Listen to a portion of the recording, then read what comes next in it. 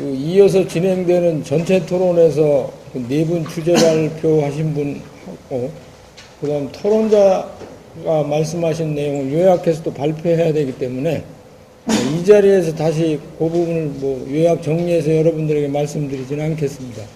시간도 없고, 가능한 한 우선 김종선 선생님이 토론을 한 20분 정도 듣고, 시간이 허락하면 한 10분 정도 내로 여러분들 플로우에서 여러분들이 질문이 있으시면 질문을 받도록 그렇게 하겠습니다. 주제 발표가 4건이나 돼서 사실 여기에 플로우에서 질문을 받기 시작하면 한두 끝도 없을 것 같아요. 그래서 한 2분 정도만 받고 마무리를 하도록 그렇게 하겠습니다.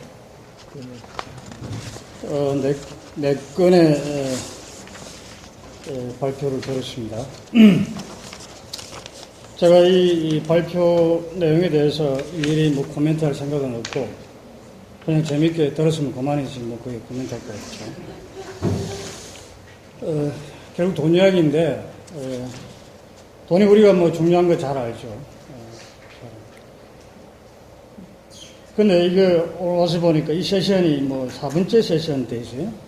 이 주최자도 돈이 얼마나 중요한지 잘 모르는 거예요, 지금. 사실 이게 첫 번째이자, 이것만 가지고 토론을 해야 되는 거예요. 딴 소용 없습니다. 이것만 가지고 해야 됩니다.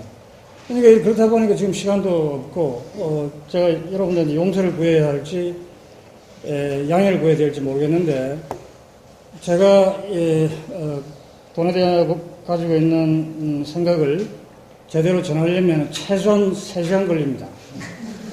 이걸 20분 만에 하라면요, 모든 걸 다 굉장히 중요한 부분들을 생략을 해야 되기 때문에 말해봤자 오해만 생깁니다. 그래서 사실 오늘 제 이야기는 제가 평소에 하고 싶은 이야기는 그냥 안 하겠습니다.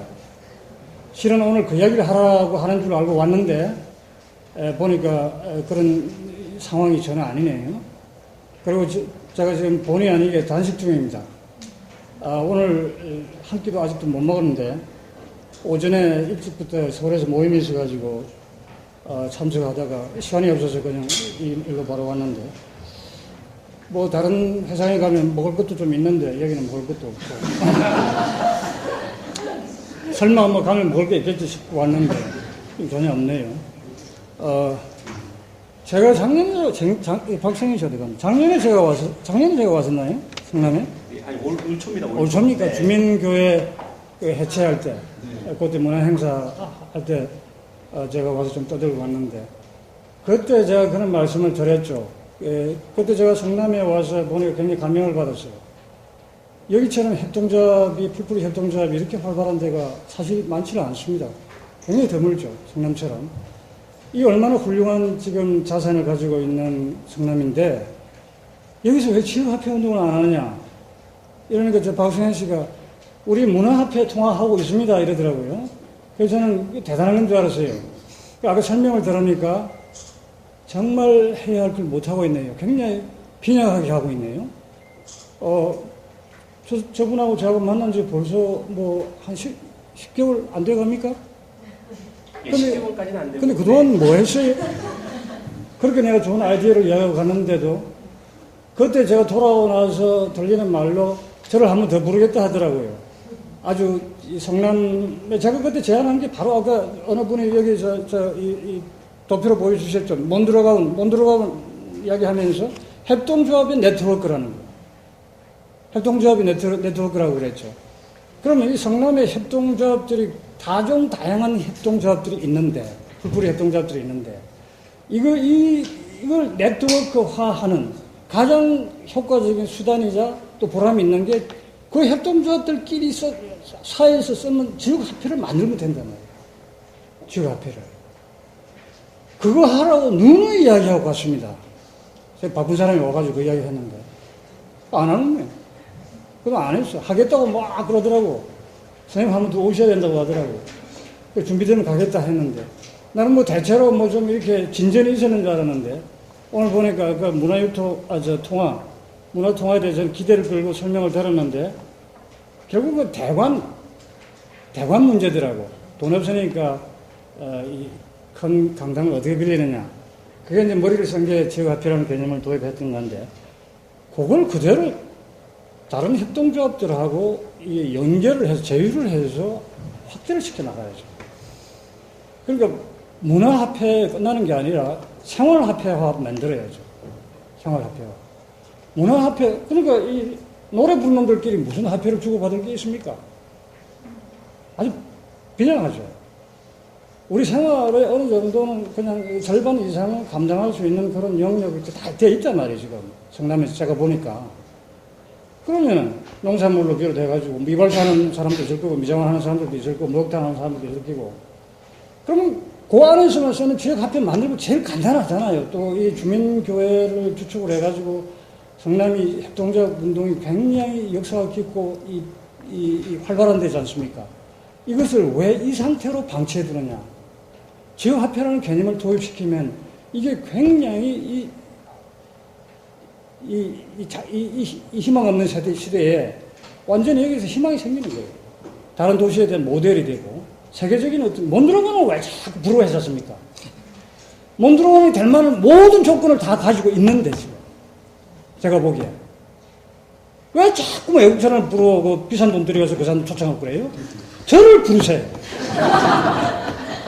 20분 시간 주지 말고. 말도 안 돼, 정말. 진짜 말도 안 돼. 아까 오늘 신용협동조합 하시는 분 이야기, 그라민 마이크로 크레디트 하시는 분 이야기 다 들으셨죠? 근데 이제 그 지역화폐 대전사 하는 한바대치하고 질적으로 좀 다르다는 걸 여러분 느끼셨겠죠. 기본적으로. 저거는 이제 이 신용조합이나 마이크로 크레디트 이거는 결국은 지금 기존의 이 법정 화폐 가지고 하는 거예요. 기존의 국가화폐 가지고. 뭐 국가화폐라고 해야 될지 통상적인 화폐를 가지고 하는 거예요. 그렇잖아요? 지역화폐는 스스로 시민들이 만들었단 말이에요. 시민들이, 그러니까 통화 발행권이라는 말을 했죠, 아까. 그래서 영어로 시너리지라고 합니다. 그 시너리지를 발휘해가지고 자기들이 화폐를 만들어서 공동체를 형성해서 산다고 그랬지 않습니까?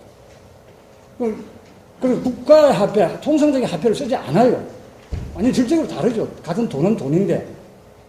그러니까 저는 이 지역 화폐가 더 중요하다고 생각합니다.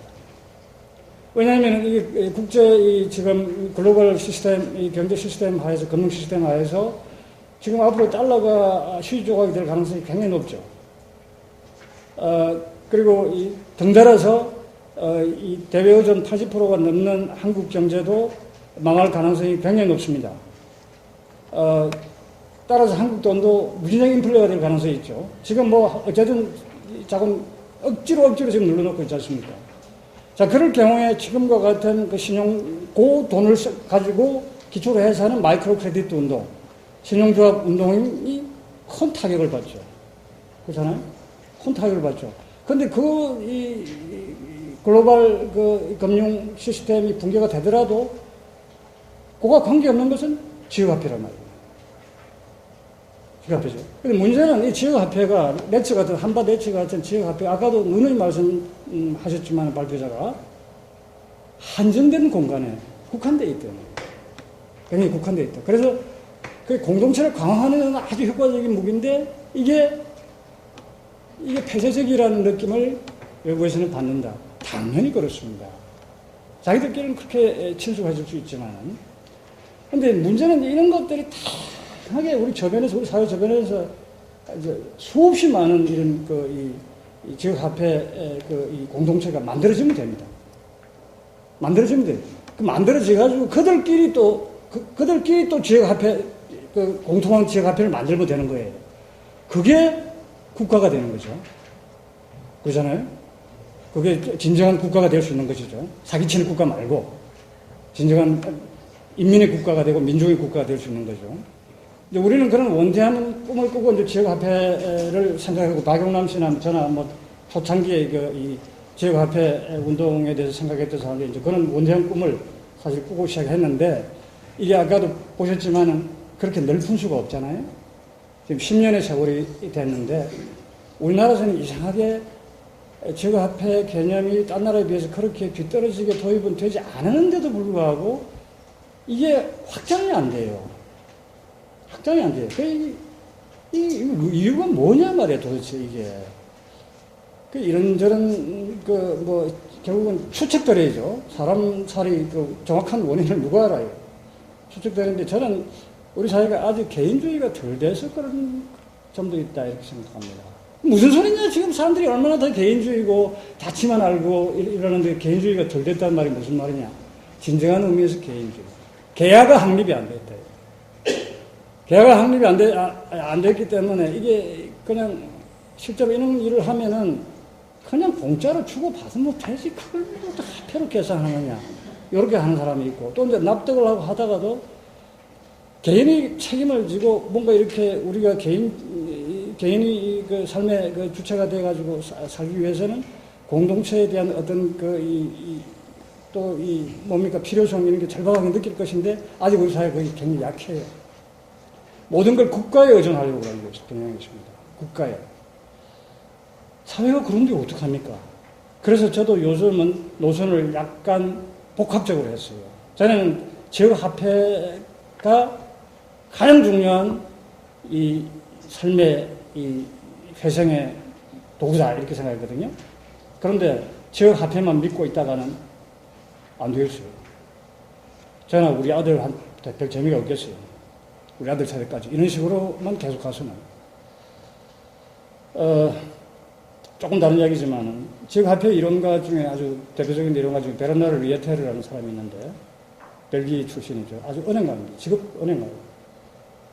미국에서 지금 금융 이론을 가르치는 사람인데 이 양반이 생물종도 그렇고 사회도 그렇고 다양한 가치가 이렇게 모여 사는 사회가 튼튼하다. 자연계도 그렇죠. 생물종 다양성이라는 게 있지 않습니까? 마찬가지로 한 사회가 건강해지려면 화폐도 복수를 써야 된다. 맞는 얘기예요. 그 이상적으로 생각한다면요. 지역화폐, 한국 돈도 결국 지역화폐예요. 이 한국 돈이 한국 국내에서만 통하게 하는 또 다른 하나의 화폐가 만들어지면 좋죠. 달러와 연계되지 않는.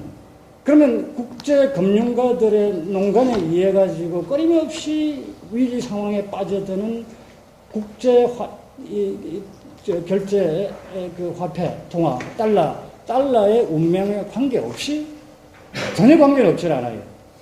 우리 삶이 지금 수출, 수입에 많이 의존하고 있기 때문에 그건 점점 줄어들어 나가야 되겠지만 아무리 줄여 나가도 우리 국내에서만 100% 자급자족하고 살 수는 없습니다. 해외에 의존할 수밖에 없기 때문에 우리가 달러에 기댈 수밖에 없어요. 그런데 달러에 기대는 범위를 줄이자 이거예요. 다시 말해서 다른 얘기를 하면 내수경제를 활성화시켜야 된다는 얘기입니다. 그럼 내수경제를 활성화시키고 내수경제를 안정화시키려면 달러가 지금 장난을 치는 달러가 계속 요동을 치면은요, 그 한국 경제 아주 직선적인 공격을 하면은 우리가 지금 쓰는 화폐 하나만 가지고는 감당을 못 합니다. 우리도 등대로 무너져요. 근데 우리 안에 내부에서만 쓰는 화폐를 갖고 있으면은 생활의 절반 이거 가지고 하고 있으면은 안전하다 이 말이에요. 예? 이론적으로는 그렇습니다.